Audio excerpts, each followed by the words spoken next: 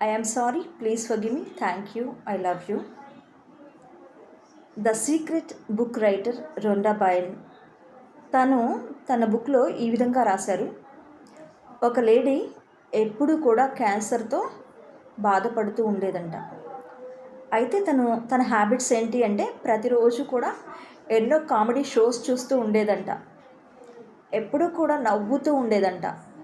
అలాంటి లైఫ్ని లీడ్ చేస్తూ ఉండేదంట. హ్యాపీగా ఉండేదంట. ఎప్పుడూ హ్యాపీ మూమెంట్స్ని ఎంజాయ్ చేస్తూ ఉండేదంట. అంత పెద్ద ప్రాబ్లం ఉన్నప్పటికీ కూడా తను చాలా హెల్తీగా ఉన్నట్లుగా బిహేవ్ చేస్తూ ఉండేదంట. హెల్తీగా ఉన్నట్లుగా ఇమాజిన్ చేసుకుంటూ ఉండేదంట. అసలు నాకు క్యాన్సర్ ఉంది అని ఎప్పుడూ బాధపడేదే కాదంట. ఆ విధంగా తను చాలా కొద్ది రోజుల్లోనే పూర్తిగా క్యాన్సర్ నుంచి రికవరీ అయిపోయారు. ఈ ఇన్సిడెంట్ అనేది ద సీక్రెట్ అనే బుక్లో రాయబడింది. అంటే మనం ఎలాగ ఆలోచిస్తామో, మనం ఎప్పుడూ నవ్వుతూ ఉండడం వల్ల, మన లైఫ్లో ఎప్పుడు పాజిటివిటీని అట్రాక్ట్ చేసుకుంటూ ఉండడం వల్ల